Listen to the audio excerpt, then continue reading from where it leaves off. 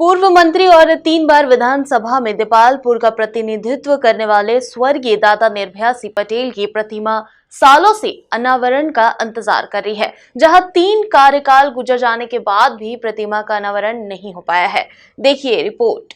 कद्दावर नेता स्वर्गीय दादा निर्भया पटेल की प्रतिमा बीते कई सालों से बेटमा में अपने अनावरण के इंतजार में है, जहां बेटमा के स्थानीय बाजार में पटेल की प्रतिमा स्थापित तो कर दी गई थी, पर लोकार्पण नहीं हो पाया था, जहां बाद में प्रतिमा का स्थान बदलकर राजवाड़ा चौक कर दिया गया है। लेकिन 3 कार्यकाल गुजर जाने के बाद भी प्रतिमा का अनावरण नहीं हो पाया है।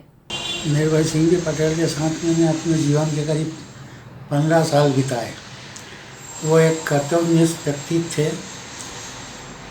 और काम के प्रति उनकी जो है एक लगन, तो उस लगन का ही कारण है कि आज बीजेपी जो है अपने चरम पे पहुंची है। उनकी जीवनचर्या बिल्कुल नियमित थी।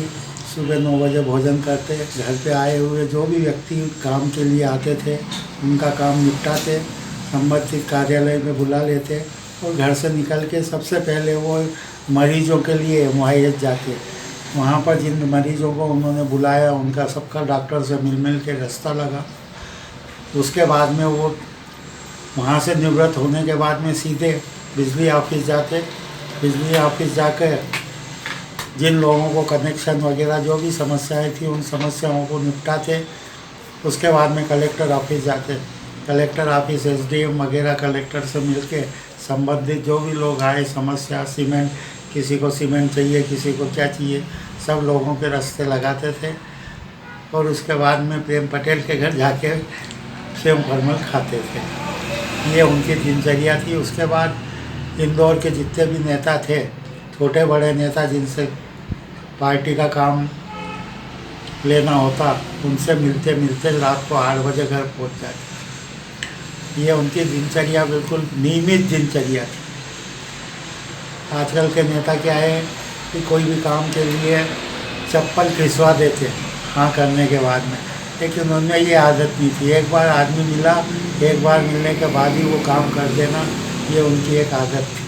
हाँ, दादा निर्भया सिंह पटेल इस मध्य प्रदेश में एक ऐसे नेता थे जो कार्यकर्ताओं के लिए और पार्टी के लिए पूरा जीवन उन्होंने समर्पित कर दिया। 24 ही घंटे वो कार्यकर्ताओं के लिए लगे रहते थे। अगर किसी कार्यकर्ता ने फ़ोन कर दिया कि मुझे ये तकलीफ़ है, वो तकलीफ़ है, या इस अधिकारी से मुझे तकलीफ़ है, तो उस अधिकारी को तो लू उतार देते थे और कार्यकर्ताओं के लिए 24 ही घंटे हाजिर रहते थे।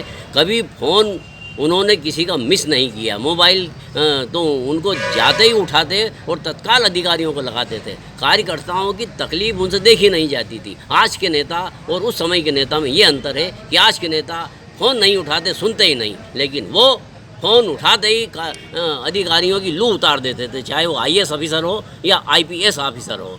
और उन्होंने पूरे जब से वो चुनाव लड़े हैं, इस देपालपुर तहसील से 2 बार चुनाव लड़े, गिनती के यहाँ 10 नेता, इस गांव में 5 नेता, उस गांव में 5 नेता, उस गांव में कुल मिला के 40 या 50 नेता थे पूरे जनसंघ में। लेकिन उन्होंने जब बागडोर संभाली तो हजारों की संख्या में नेता पैदा कर दिए और भारतीय जनता पार्टी की ऐसी अवैध किला बना दिया कि यहाँ से कांग्रेस या किसी का जीतना बहुत मुश्किल है। ऐसे एक आदर्श नेता थे। ऐसा कोई विशेष कारण नहीं रहा कि दादा की प्रतिमा का अनावरण नहीं हुआ। कारण यही रहा कि कभी चुनाव की आचार संहिता हो गई, कभी बेटमा में उत्तराखंड हादसा हो गया, फिर इसके बाद में कोरोना की गाइडलाइन आ गई तो 2 वर्ष कोरोना के कारण खराब हो गए। और फिर बीच में प्रतिमा का स्थान बदलने के कारण पहले पूरा बाजार में स्थापित की गई थी, फिर उसको राजवाड़ा चौक पर स्थापित की गई 75/30 के भव्य बगीचे में, और आदमकद प्रतिमा दादा की राजवाड़ा चौक पर स्थापित की गई। उसके कारण कुछ समय लग गया।